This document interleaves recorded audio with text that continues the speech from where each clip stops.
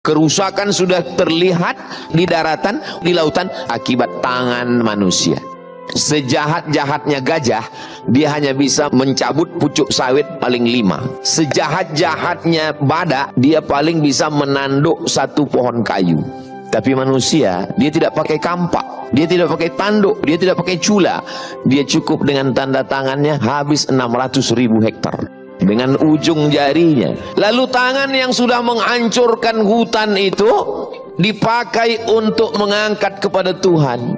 Ampunkan dosa kami yang Tuhan. Kira-kira apa kata malaikat? Kau bercanda apa serius?